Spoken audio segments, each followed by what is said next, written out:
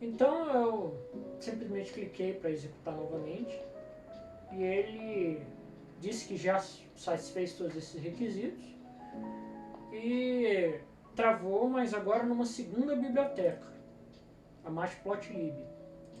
Não tem problema, a gente só precisa repetir então, como a gente tinha dito, que aqui também estava sublinhado, Matplotlib.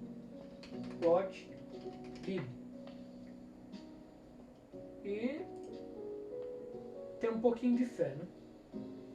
Coletou a Matplotlib, ele avisa quais bibliotecas ele instalou e pronto. Passou. Deu outros erros, mas esses erros são ocasionais. O que acontece? Eu não estou utilizando uma GPU avançada com recursos de driver CUDA e tudo mais. Por causa disso, ele me avisa que a GPU não vai ser utilizada. Então ele está fazendo processamento tradicional, mais lento, etc. Mas está treinando. Dá pra ver aqui que ele está treinando. Tem uma barra de progresso, já foi uma época, agora está nas próximas. Então aí a gente tem que montar uma listinha de coisas a pesquisar. Por exemplo, como funciona um treinamento real, o que são essas epochs, isso aqui é algo a se jogar no Google. Mas, principalmente, a parte relevante do código, né? Porque se você for parar para ler o código, que a gente só olhou muito superficialmente, daqui a pouco vai deixar de estar sublinhada, porque a IDE não atualizou, mas já instalou a biblioteca.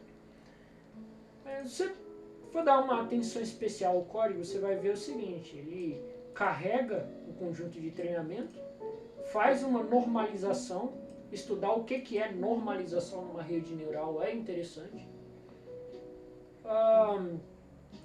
converte para one-hot encoding, isso aqui também é interessante saber, você entender esse mecanismo, fica difícil entender o que é o treinamento, porque você pode até ver o modelo logo abaixo, mas você não vai conseguir entender direito do que se trata. Para entender isso aqui já está embutido um entendimento do que é dado de entrada e dado de saída, quer dizer, as saídas são as classes. Quais são as classes? Lá no começo, no primeiro vídeo, a gente viu que o conjunto Eminish ele trata dos dígitos de 0 a 9. Né?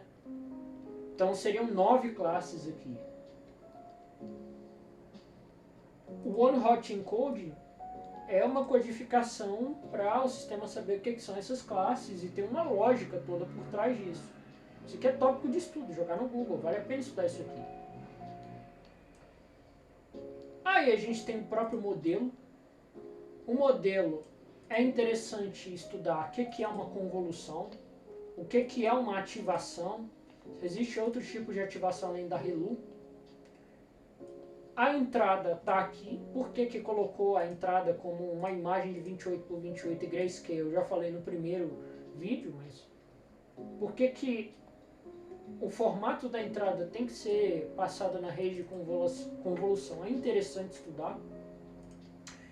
Que engenharia é essa, afinal? Porque ele fez 3 convoluções consecutivas, então ele conectou 3 relos consecutivos.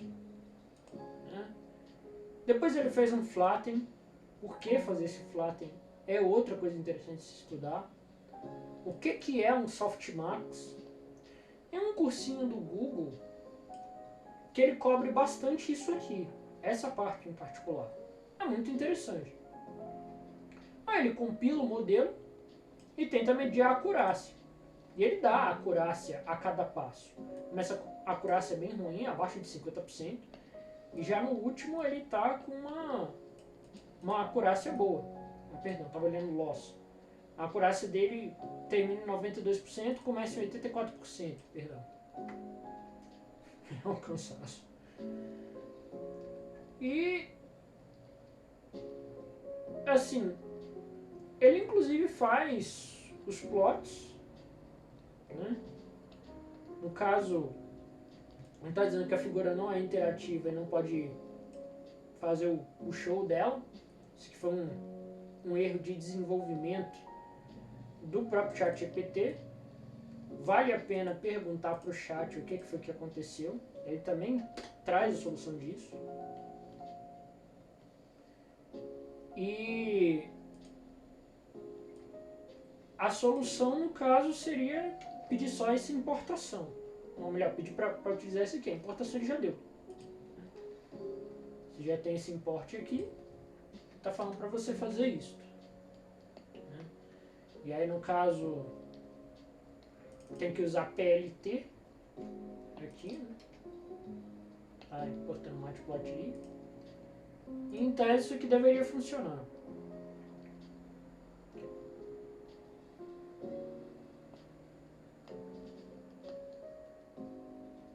Aí, assim, detalhes de Python, a gente vai pegando. Os problemas de código a gente pode ir utilizando o próprio ChatGPT. Não importa. O mais importante é ter esse básico e fazer a execução dele pelo menos uma vez, e em seguida ir aprofundando em cada elemento. Então, se eu não me engano, acho que a gente pode pegar Neural Network Google e o nome do LeCun. Ele tem um handbook, por exemplo, o Ian LeCun tem uns handbooks de Deep Learning, Gradient Learning, Backpropagation. É interessante dar uma olhada nisso. E aí ele tem o artigo do próprio Eminist. É interessante olhar os materiais do Ian LeCun. E... bom, em termos mais básicos, em termos mais gerais, para iniciar, esse é um bom ponto de partida. Mas se você quiser, a gente pode ir tratando cada um dos assuntos a se aprofundar um a um, porque, como é desse geralzão, tem que ver direito o que a gente vai olhar primeiro. É muito tema para pouco tempo. Se eu fosse aprofundar em cada uma dessas coisas que eu citei num vídeo só, esse vídeo ia ter umas 2 horas, no mínimo. É isso.